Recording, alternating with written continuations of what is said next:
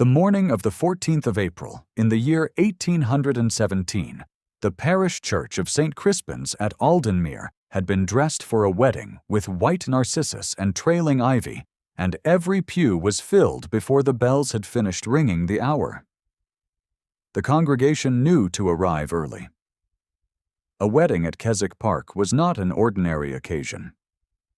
Miss Cecily Farrow stood at the altar rail with her face beneath a length of cream Brussels lace, her hand steady inside her gloves, and her breath very controlled. The chapel smelled of beeswax and cold stone and the narcissus that had been gathered the previous evening by the housekeeper's girls, and beneath those scents, faintly, the smell of frost still coming off the stone floor. April at Aldenmere was rarely warm. She had learned that in the 3 years she had lived here, first as a vicar's daughter visiting the village at her father's side, then as a woman alone who had stayed because she had nowhere else to go, and because leaving felt too much like admitting she had been defeated. The man beside her had not yet looked at her. He stood perfectly still, hands clasped behind his back, his dark coat fitted close, his jaw set in the way she had come to understand, meant that he was holding something private very firmly inside himself. The vicar, old Mr. Denny, cleared his throat and said, "And now, with great joy, I declare the reading of the vows complete. If any may now speak cause, let it be spoken. And if not." He nodded at Cecily with the gentle authority of a man who had presided at 40 such moments and intended to preside at 40 more. "You may lift the veil." She reached up with both hands and drew the lace back. In the second pew on the right-hand side, where she had been sitting since 9 o'clock with her back very straight and her fan held at precisely the angle that communicated a Duchess-level displeasure even before she had opened it, Lady Honoria Hale made a sound that was not quite a word and not quite a cry, and fell sideways into the arms of her companion, Miss Hartfield, who had not been prepared for this, and managed only to break the fall rather than prevent it. The congregation turned as one body. The vicar's hands went to the altar rail. The man beside Cecily turned his head and looked at his mother collapsed in the pew. And then he looked back at Cecily. And for the first time that morning, perhaps for the first time in the 2.5 years she had known him, she saw something in his face that was not control. If you have wondered, as the people of Aldenmere wondered in the days that followed, why the Dowager Countess of Keswick lost consciousness at a wedding she had spent 6 months arranging, the answer requires going back to the beginning of a story that started, as many Regency-era stories do, with a letter of debt and a reputation destroyed over port. Cecily Farrow had come to Aldenmere in the autumn of 1814 with her father, the Reverend George Farrow, who had been appointed to the parish of St. Crispin's after 30 years of service in Shropshire. She had been 19 years old and grateful for the change, having spent the preceding season in Bath at the invitation of her mother's cousin, and having found the season's machinery exhausting and the season's verdict clear. She was not the kind of woman the season was designed to find a husband for. She was too quiet. Her gown had been retrimmed once too often. She had no fortune and no connection of the kind that turned heads in the assembly rooms, and the one gentleman who had seemed to see her, a Mr. Whitmore from Gloucester, had inquired about her portion, and departed when the answer was given. She had not minded the departure as much as she had minded the inquiry. She had come home to her father and the parish work, and the knowledge that the season's verdict was probably correct, and she had been content enough, which is a different thing from happy, but is perhaps more durable. Her father died in January of 1815. He died quietly, in his chair, with the fire banked and a letter in his lap from the bishop. And Cecily had found him at 7 in the morning with the letter already cold. The letter was about arrears. The letter was about a sum the parish had not received, and which the bishop's office had been requesting for 14 months, and whose non-receipt had been attributed to Reverend Pharaoh's own mismanagement of the accounts. It was not true. Cecily knew it was not true. She had helped her father with his accounts every Sunday evening for 4 years, and the books were clean, and the payments had been made on time through intermediaries she could name, and yet the bishop's office had its letter and its record, and the record said what it said, and her father was dead and could not speak for himself, and the village had its own record of what happened to a vicar who died leaving that kind of document behind him. To the people of Aldenmere, as the story passed from drawing room to dining room across that cold January, she was simply the disgraced vicar's daughter. That was the phrase Lady Honoria had used when she first heard the news, in the private sitting room of Keswick Park, to her son's steward, Mr. Prentice, before the body was even in the ground. The disgraced vicar's daughter, Lady Honoria had said, with the particular finality of a woman who has just resolved a question to her satisfaction. She will not do for Aldenmere. She will have to find her way elsewhere. She had not found her way elsewhere. That was the first thing about her that Lady Honoria had miscalculated. If you are wondering whether to stay with this story, I would ask you to stay. What happens next in St. Crispin's will repay the patience. She had stayed in the village because the cottage her father had occupied was not a tied cottage, and the lease was in her own name. A gift he had arranged years earlier with a solicitor in Bath, for reasons he had described as a father's precaution, and which she had understood only after he was gone. She had taken in students for reading and music. She had mended account books for 3 of the village tradesmen who could not quite manage the sums themselves. She had made herself useful in the particular way that a woman without a fortune makes herself useful. And she had not asked for pity, and had not received very much. And the label the disgraced vicar's daughter had settled over her like a second garment she wore everywhere she went in Aldenmere. She had met Lord Julian Hale for the first time in March of 1815 at the assembly in the Aldenmere Village Hall that was held every quarter, and which the Earl attended when he was in residence at Keswick Park, which was not often. He had been in residence then because his wife had died the previous November. He had come back to the country because he could not remain in London, and he had attended the assembly because his steward had told him it was expected of him, and he had stood near the window for the better part of 2 hours, speaking when spoken to, and no more than that. And Cecily had not spoken to him at all. She had noticed him. She would have been dishonest to say otherwise. He was a tall man, dark-haired and broad in the shoulder, with a stillness about him that was different from coldness, and yet that most people in the room read as cold because they had no other category for a man who was entirely contained.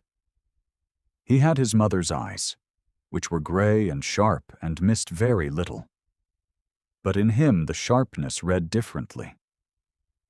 In Lady Honoria those gray eyes categorized and dismissed. In him, Cecily thought from across the room, those eyes were looking for something specific and had not yet found it. He had looked at her once. Just once. She had been standing near the window talking to Mrs. Galt, the draper's wife, and she had looked up mid-sentence and found his gaze on her, and then it had moved away, and she had told herself it meant nothing, and then spent the carriage ride home being annoyed at herself for the way her pulse had responded to a look that meant nothing. He returned to London the following week. The village knew, because Lady Honoria told them. He came back in June, and then again in September, and Cecily did not speak to him on either occasion because there was no occasion that propriety would have permitted, and because Lady Honoria was always present in any room where he stood, and Lady Honoria had the particular talent of making a social space legible to the people inside it, and the space around her read, in Lady Honoria's arrangements, as a space not worth occupying. The witnessing happened in October of 1815 in the Aldenmere Circulating Library on a Tuesday afternoon when the rain had been falling since morning, and Cecily had brought young Thomas Merritt, the blacksmith's son, to choose a book she had promised he could select himself once he could read 3 pages without stopping. He was 8 years old and had been her student for 4 months, and was enormously proud of himself in the quiet, slightly disbelieving way of a child who had been told he could not do a thing and had done it anyway. She had not seen the Earl of Keswick arrive. She had been entirely occupied with Thomas, who had chosen a volume of natural history with illustrations of birds, and was pointing to each plate and reading its caption aloud with the deliberate care of someone who knew he was being trusted and did not wish to waste it. She had been crouched on the library floor beside him, her finger trailing below each line, saying the word quietly before he reached it, and then pulling her hand back so he could arrive at it himself. He had come in from the rain and had stood just inside the door for the better part of 4 minutes before anyone noticed him. And in those 4 minutes, he had watched a woman in a plain gray gown and damp boots with a child she clearly had not given birth to. A child whose coat needed mending and whose boots were older than hers. And she was crouched beside him on the floor of a lending library in the rain reading captions about kingfishers, and her voice when she said each word before he reached it was low and entirely serious, the way one speaks to someone whose dignity one is taking care not to damage. He bought the natural history volume for Thomas. He did not announce that he was buying it. He said it to the librarian in a voice that did not carry, and asked that it be wrapped as a gift without attribution. And then he left. Thomas had looked at the package and looked at Cecily, and she had looked at the librarian, who only said, "A patron wished the young reader to have it." And she had understood enough to look at the door that was still closing, and to feel, in the region of her sternum, something that she had no name for, and that she folded away with the care she gave to every feeling that served no practical purpose. It was December before she spoke to him properly for the first time. He had come to the village to settle an account at the draper's, which was an errand for which an earl typically sent a steward, and he had not sent a steward, and she had been coming out of the draper's door as he was going in, and they had stopped on the threshold, her on one side and him on the other, with the cold air between them, and he had said, "Miss Farrow." She had said, "My lord," and she had meant to go around him, and had not moved. He had said, "The boy Thomas. He reads well." "He does," she said. "He learns quickly."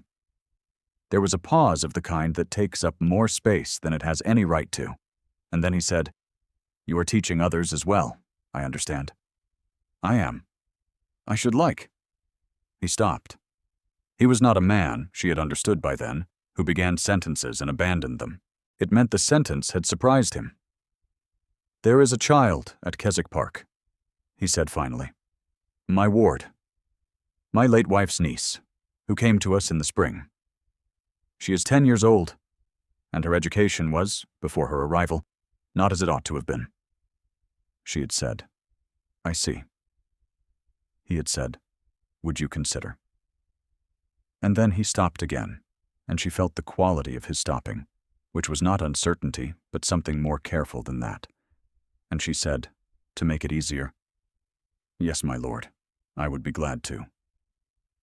She had not expected gladness exactly.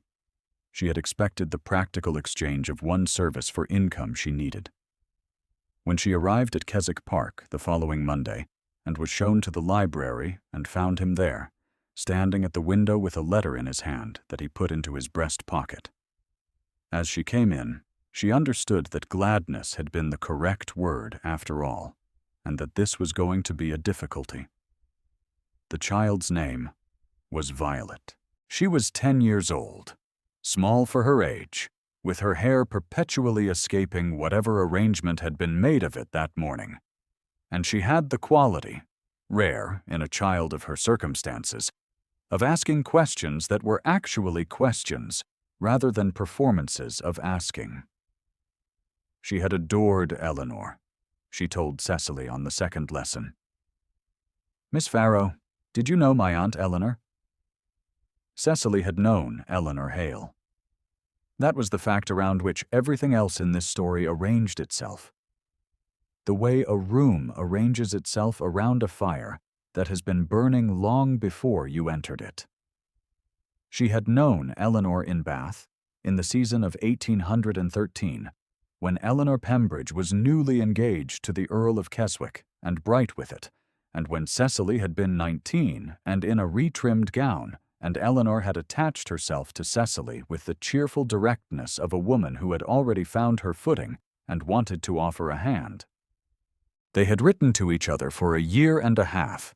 Eleanor's letters had been warm and funny, and full of the life of Keswick Park, full of Julian, full of small observations about a marriage that was becoming something she had not expected a marriage to be. Eleanor had died in November of 1814, 3 weeks after Cecily had received the last letter, the one that had said, "I believe we shall be in London by Christmas, and I have written to Julian already, though he is still not reconciled to the journey in winter. He will come around. He always does." He had come around.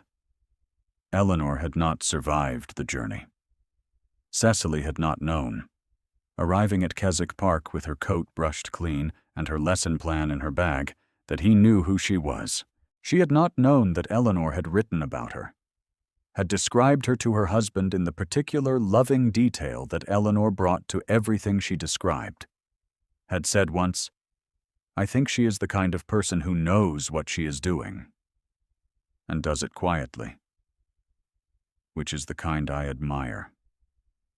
She did not know it until the afternoon in February, when she had finished Violet's lesson, and gone to collect her coat from the hall, and found Julian in the corridor, standing with his back against the wall and his arms crossed, not blocking her way, but positioned as though he intended to speak, and was waiting for the right moment. He said, "I should have told you before now, that I knew who you were when I asked you here." She had looked at him for a long moment and said, "Eleanor wrote to you about me. She wrote a great deal about you," he said. "She wrote that you were the kind of person who deserved better than the season was going to give you." She did not know what to do with that sentence. She stood holding her coat, and she said, "I did not know she had said so." "She was rarely wrong about people," he said. His voice when he said it was low and level, and she could hear, underneath the level, the cost of saying it in the past tense. "I have not been," he said, and then stopped. "I have not been easy company since her death. I am aware of it. I am aware that my presence in any room you are teaching in is a constraint rather than a convenience, and I intend to do better about that." She had said, "You have not been a constraint, my lord." He had looked at her then with those gray eyes and said nothing. And she thought that he knew she was not entirely telling the truth, and that he was deciding not to call her on it, and that this was its own form of consideration. She had walked home in the February cold with her coat buttoned wrong and had not noticed it until she was inside. In March of 1816, Lady Honoria returned to Keswick Park from her winter in Bath, and the temperature of the county changed in ways that Cecily had not anticipated and should have. Lady Honoria had spent her winter arranging a match for her son. She had found Miss Caroline Fenn, the daughter of Sir Thomas Fenn of Dorset, who was 24 years old, handsome, well-connected, and possessed of a fortune that would add materially to the Keswick Park estate's prosperity. She had communicated these arrangements to Julian by letter, and Julian had read the letters and not replied to them, and Lady Honoria had taken this for assent, because Julian's silences had always been taken for assent in this family, and there was no reason in her mind to believe this silence was a different kind. She arrived in March and found Cecily in her son's library. What happened in that room was not, on the surface, a confrontation. Lady Honoria did not conduct confrontations. She conducted arrangements. She stood in the doorway, and she looked at Cecily. with the gray eyes she had passed to her son, and she said, "I understand there is a teaching arrangement at Keswick Park. I was not informed." Cecily had risen and said, "Good afternoon, Lady Honoria." Lady Honoria said, "Yes, quite. Miss Farrow." And then to Violet, who had looked up from her grammar with the expression of a child who is calculating the weather. "You are excused, Violet." And then, once Violet had gone, she said, "I think we may consider this arrangement concluded, do you not? Given the somewhat irregular nature of your position in Aldenmere, I would not wish for any difficulty." Cecily had said, "I was not aware that there was any irregularity in my position, Lady Honoria." "Were you not?" said Lady Honoria. "Not as a question. As an observation about the gap between what was and what Cecily knew."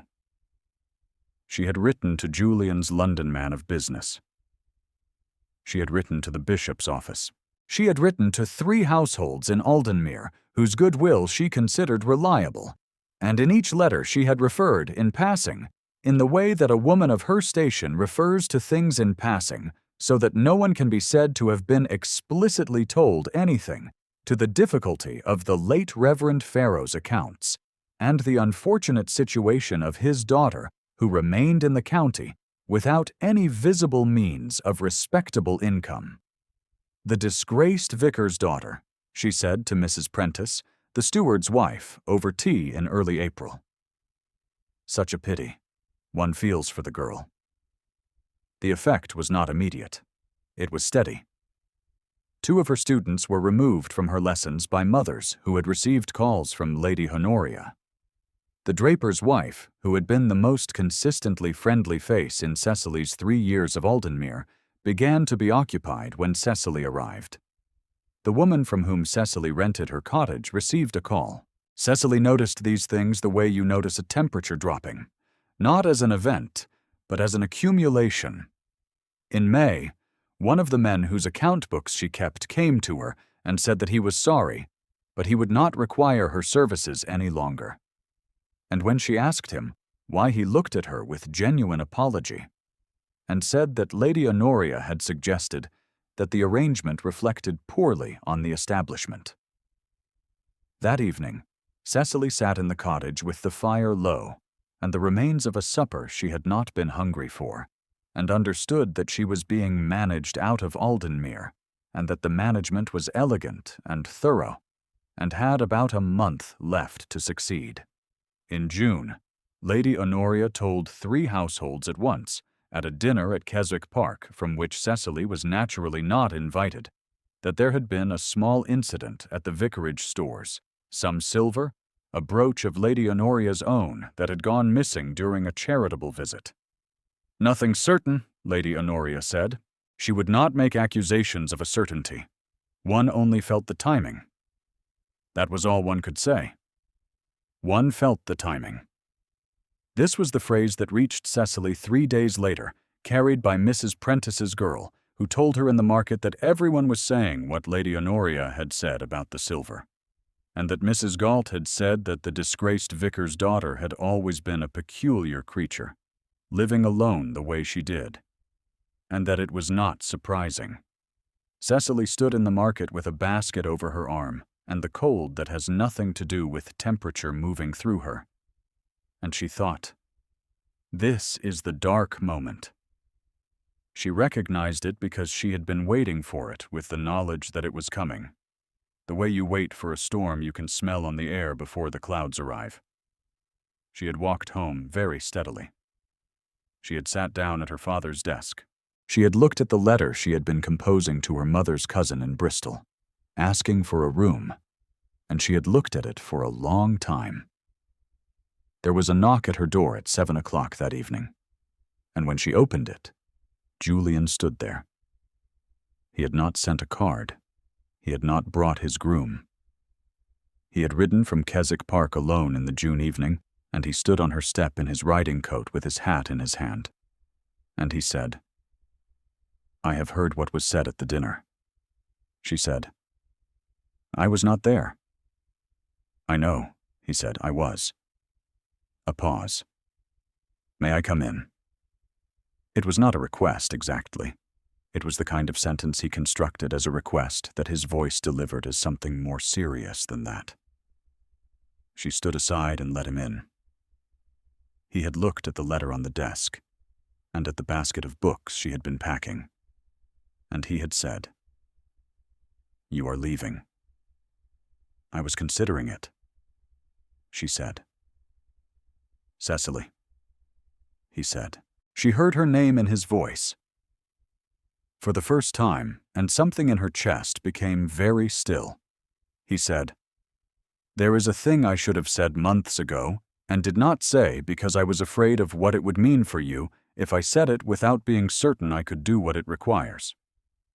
He put his hat on the desk beside the letter and looked at it, and then looked at her. "I am certain now. I have been certain since October, and I have been a coward about it since then, which is a failing I am prepared to acknowledge." She said, "Julian." Not my lord, just his name, which she had not said aloud before. "I have spoken to the Reverend Denny," he said. "I spoke to him this morning. I have arranged for a license, and I have arranged for a date, and I have arranged for everything except your answer, which is the only arrangement that matters, and which I should have asked for first, and did not, because I was afraid you would refuse before I had explained myself." She stood very still.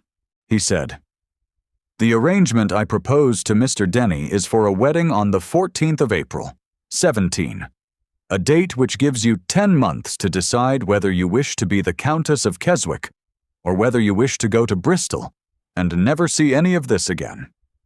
He paused. "I would prefer the former. I would understand the latter." She said, "Your mother." "My mother," he said, "has arranged my life for 43 years. I find I am done with it." She had looked at him for a long moment, and she had thought of Eleanor's letter, the one that had said, "He will come around. He always does." And she had thought that Eleanor, who had known her husband better than anyone, had perhaps understood something about this particular coming around that she had not anticipated, and that Eleanor, who had been generous in all her living, might not have minded. "Yes," she said. He had not moved across the room to her. He had stood where he was, with his hat on the desk and the June evening coming through the window. And he said, "Yes. Yes," she said again, more clearly. There was a quality of quiet in that cottage that had never been there before. He crossed the room then, unhurrying, and he took her hand, and he held it, her gloved hand in his ungloved one. And he looked at her face, and she looked at his.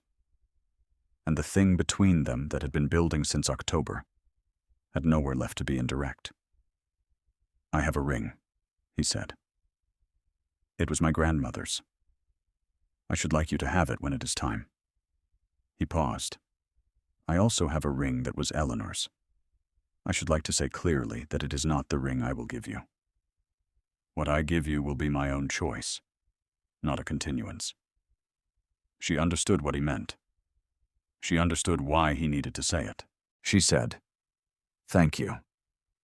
He had gone home at 9 o'clock, which was well past the hour at which an unmarried woman ought to have been entertaining an earl at her cottage, and she had stood at the window and watched him ride away, and thought that she had just agreed to a thing that would make the Dowager Countess of Keswick profoundly unhappy, and that she could not quite bring herself to be sorry about it.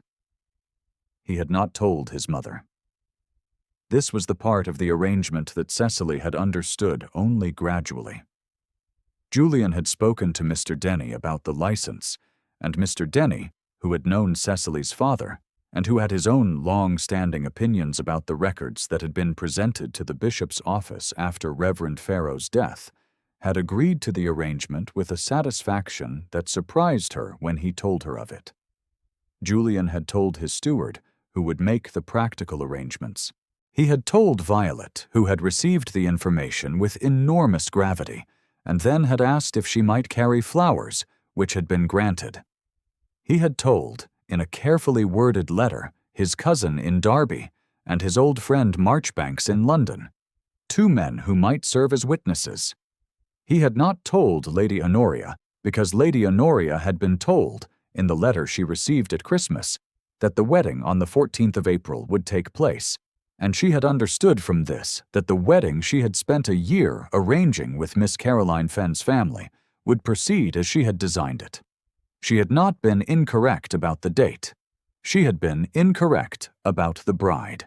And so it was that on the morning of the 14th of April, in the year 1817, the Dowager Countess of Keswick arrived at St. Crispin's Church in Aldenmere in her best silk, prepared to watch her son make the sensible match she had arranged, and found the pews already full and the bridesmaids' ribbons white rather than the blue she had specified, and the narcissus in the window rather than the roses she had requested.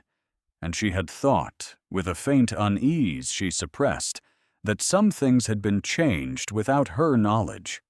She had seated herself in the second pew on the right, and had set her fan at the correct angle, and had composed herself to receive the congratulations that would arrive, and when Julian appeared at the altar rail with that stillness that was not coldness and took his position, she had looked at him and thought that the years had made him, in spite of everything, into the man she had intended.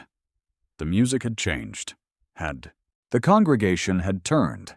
The bride had appeared at the far end of the aisle, her face beneath the cream Brussels lace, her bearing very straight, her gown a plain warm white with no embellishment beyond the flowers Violet had placed in her hands, because she did not have a great deal of money for embellishment, and had not wished Julian to spend his on her dress, and the gown was very simple, and very fine, in the way that simple things can be fine when they are worn by a person who is entirely themselves inside them. She had walked the length of the aisle with her father's prayer book held in one hand beneath the flowers, which she had insisted upon as the only thing she required of the ceremony. She had reached the altar rail. She had stood beside Julian, and she had heard in a low voice her name read aloud by Mr. Denny and Julian's name beside it, and she had said her vows clearly, and he had said his, and the ring had been placed on her finger, a small ring set with a pearl and a chip of sapphire on each side, and she had looked at it on her hand, and understood that this was his grandmother's ring, and not Eleanor's ring, and felt the meaning of that distinction as precisely as he had meant it. And then Mr. Denny had said the words, and nodded at her, and she had reached up and drawn the lace back from her face. Lady Honoria Hale saw the face of the disgraced vicar's daughter at her son's altar, and her body made the decision her mind could not complete, and she fell sideways into Miss Hartfield's arms, and the congregation turned, and the chapel held a moment of absolute suspension. Julian's hand found Cecily's. He did not look away from her. Lady Honoria recovered herself in the vestry, assisted by Miss Hartfield and a glass of water that the verger brought. And she recovered with the particular speed of a woman who understands that being unconscious is a position of disadvantage. She emerged from the vestry while the congregation was still murmuring, and she walked with every ounce of the composure she possessed to the altar rail where her son was standing beside his wife, and she said, in a voice she intended to carry only as far as the first row, "This will not stand, Julian. I have spoken to the Fenn family. The arrangements are made. This girl," and she stopped, because what she had meant to say was, "This girl has no right here," but she could not find the formulation for it that did not reveal exactly how much she had been managing without her son's knowledge. Julian said, "Miss Hartfield, would you see Lady Honoria to her carriage? She is not well." Lady Honoria said, "I am perfectly well. I am asking for an explanation." Julian said, and his voice was the level voice that derived its authority from restraint rather than volume. "Miss Farrow is my wife. The matter is settled." He said it once. He did not repeat it. Lady Honoria looked at him. She looked at Cecily. She looked at the congregation, who were very quiet and very attentive, and at Mr. Denny, who was regarding her with the expression of a man who has known her for 30 years and has reached a conclusion about her. She looked at Violet, who was standing at the far end of the front row, with her flowers still held properly, watching her with those serious dark eyes. She looked at the church full of people who had known Cecily's father, and who had, most of them, received Lady Honoria's letters, and her passing references, and her careful damage, and who were looking at a woman standing at an altar in a plain white gown with her face bare and her hands steady, and who were perhaps revising something. Lady Honoria was a woman of intelligence. She had always been a woman of intelligence. She understood, in the moment she looked at the church, that the ground had shifted entirely under her feet, and that the next thing she said would either deepen the shift or arrest it, and that she had very few words to spend. She said, in a voice that was a shade quieter than her usual register, "Very well." She inclined her head, very slightly, to Cecily, which was the closest thing to acknowledgment she had. She allowed Miss Hartfield to take her arm. She walked out of St. Crispin's into the April morning, with her back straight and her fan closed. The congregation, after a moment, began to breathe again. Mr. Denny pronounced the benediction with what Cecily would later describe to Julian as a degree of satisfaction unusual in a man of the cloth. The wedding breakfast at Keswick Park was quieter than Lady Honoria had planned. 3 of the guests she had invited from Bath had not appeared, and 2 of the Fenn family's connections had sent their regrets that morning, and the rooms were arranged for a larger number than had arrived, which gave the whole occasion a slightly uncrowded feeling. That Cecily, who had never been comfortable in crowded rooms, found she did not mind. Julian's cousin from Derby, a broad-faced, cheerful man named Mr. Aldous Hale, shook Cecily's hand with both of his and said that Eleanor had mentioned her and that he was very pleased this had happened and that Julian wanted watching when he was left to himself, which was the most direct thing anyone said to her all morning. Violet attached herself to Cecily's side for the better part of 2 hours and ate a quantity of wedding cake that she did not acknowledge and that no one mentioned.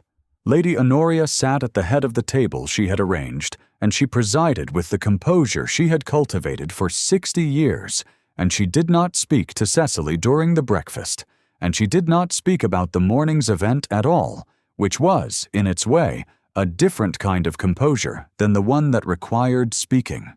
In the late afternoon, when the guests had gone and Violet had been carried to bed by the housekeeper's girl, and the long April light was beginning to go gold and low over the park, Julian found Cecily standing at the library window, with her gloves off and her father's prayer book in her hands, open to the page where his handwriting was, an inscription to her at the front in the plain, clear hand of a man who had believed that words were for saying clearly and for meaning what they said. Julian stood in the doorway for a moment before she turned. She said, "He would have liked you, I think." He crossed the room. He stood beside her at the window, and he looked at the handwriting, and he said, "Tell me about him." She told him. She told him about the Sunday accounts, the parish visits in all weather, the way her father had always had a book open beside the account ledger, as though he trusted the one to improve the other. She told him about the Shropshire years and the late evenings, and the letters to the bishop that she had helped him copy, the records that were correct. She told him about the morning she had found him in the chair, and the letter in his lap, and the cold in the room. Julian listened. He was very good at listening. He had, she had learned, the quality of making whatever you said feel as though it had arrived in a place where it would be kept, rather than set aside. When she finished, he said, "The bishop's records were wrong." "Yes," she said. "I would like," he said, "to look into that, if you would allow it." She looked at him. She said, "Why?" he said. "Because your father deserves to have the record corrected. Because you have been living under a misattribution for 2 years. Because—" And here his voice did what it very rarely did, which was to shift slightly from the level register into something more personal. "I am in a position to do something about it, and I intend to do it." She closed the prayer book and held it against her chest, and she looked at him in the last of the golden light, and she thought that Eleanor had been right about him, which was the kind of thought that was large enough to contain grief and gratitude at the same time, and that she had been right about him as well, which was its own separate thing. He reached into his breast pocket and brought out a small object that she recognized from the way he had touched that pocket in unguarded moments over the 2.5 years she had known him. A ring. A small plain band set with a single pale pearl, worn smooth at the edges by generations of hands. He held it in his palm, and he said, "I told you in June that I had a ring that was Eleanor's, and that it was not the ring I would give you. I want to say again that this is my grandmother's ring, and that I give it to you as my choice, and not as a continuance of anything that came before it." She looked at it on his palm. She looked at it on her hand, where the pearl and sapphire ring was already sitting. And she said, "I already have your grandmother's ring." He looked at his palm. He looked at her hand. There was a moment, very brief, in which the corners of his mouth did something that she had seen once before and never expected to see twice. "So you do," he said. She put her hand over his, the one holding the ring, and closed his fingers around it. She said, "Keep it. Give it to Violet when she is old enough." He looked at her for a long moment, and then he said, "Yes." He put the ring back in his breast pocket. He took her other hand, the one not holding her father's book, and held it the way he had held it in June in the cottage, steady and deliberate. And the evening light came through the library windows and lay in long rectangles across the floor. Lady Honoria remained at Keswick Park through the summer and departed for Bath at the end of August, which was 2 weeks earlier than usual, and which no one marked publicly as a retreat, because in that family no one marked public retreats. She returned the following Christmas, and she sat at the dinner table that Julian had arranged with Cecily at his right hand, and she ate the food that the cook had made, and she looked at her son and his wife with the gray eyes she had given him, and something in those eyes, by the time the second course arrived, had shifted very slightly from what it had been. She did not apologize. She was not a woman who apologized. She said to Cecily instead, over coffee in the drawing room, that the drawing room had been rearranged very well, and that the curtains were an improvement, and that the Aldenmere parish accounts, which Julian had looked into, and had submitted a correction to the bishop's office regarding, had apparently been settled satisfactorily. She said these things in the voice of a woman making a statement about curtains, and Cecily received them in the spirit they were offered, which was the only spirit available. In the spring of 1818, a letter arrived at the bishop's office from a retired clerk in Bath who had been present at the original audit and who had wanted for some time to say that the records regarding the Reverend George Farrow of Aldenmere had not reflected the accounts as he had actually seen them, and that he was prepared to say so in writing. Julian had found the clerk. He had written to him 3 times. He had not told Cecily until the letter had arrived, because he was a man who did not make announcements about things until they were done. Cecily was standing in the library when he brought her the letter, and she read it through once and then twice, and then she set it down on her father's desk, which was now her desk, and she put both hands flat on the surface of it and stood for a moment with her eyes closed. He did not say anything. He was very good at not saying anything, when saying something would take up space that was needed for something else. When she opened her eyes, she said, "He always said the books were correct." "Yes," Julian said. "He was right. He was right." She picked up the letter and folded it precisely and put it inside the cover of her father's prayer book, where his handwriting was, at the page he had inscribed to her the winter before he died. She put the book back on the shelf where she kept it, between the account ledger and a volume of natural history that had a bird painting on the first plate, a kingfisher rendered in precise watercolor, vivid and still. If you have stayed with Cecily and Julian Hale until the end of this story, I am glad of it. What they had was built slowly, from the specific materials available in a cold English county and a long winter, and the company of a woman one man had loved before him, and a child who needed someone to read with, and a ledger that needed balancing, and a vicar's daughter who had stayed when she was told to go. That is what was available to them. They used it. The fire was burning low in the grate. The evening light was gone. Outside the library window, the Aldenmere Park was dark and still, and somewhere in it the first owl of the evening had begun. That long questioning note that asks for nothing and expects no answer, and means exactly what it says.